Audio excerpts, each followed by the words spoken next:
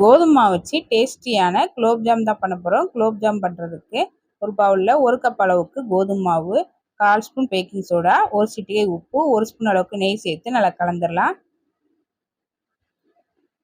இப்போ ஒரு 3/4 டம்ளர் அளவுக்கு பாலை கொஞ்சம் கொஞ்சமாக சேர்த்து மாவை பிசைஞ்சு எடுத்துக்கலாம்.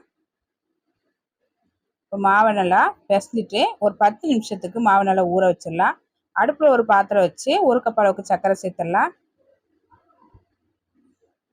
1 கப் அளவுக்கு தண்ணி, 1 ஏலக்காவை தட்டி சேர்த்து நல்லா கலந்து விட்டு சர்க்கரை நல்லா கரைஞ்சி பிசு தன்மை வர வரைக்கும் நல்லா வேக வச்சிடலாம். இப்போ சர்க்கரை நல்லா கரைஞ்சி பிசு தன்மை வந்ததும் எடுத்து தனியாக வச்சிடலாம்.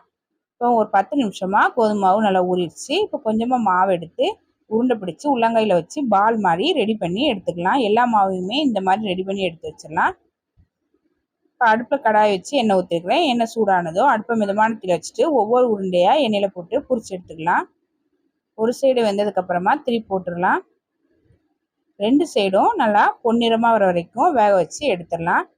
எடுத்து சர்க்கரை பாவில் போட்டுடலாம். சர்க்கரை பாவில் போட்டு கலந்து விட்டு ஒரு 2 மணி நேரத்துக்கு நல்லா ஊற வச்சிடலாம். ரொம்ப டேஸ்டான கோதுமை மாவு குலோப்ஜாம் ரெடி.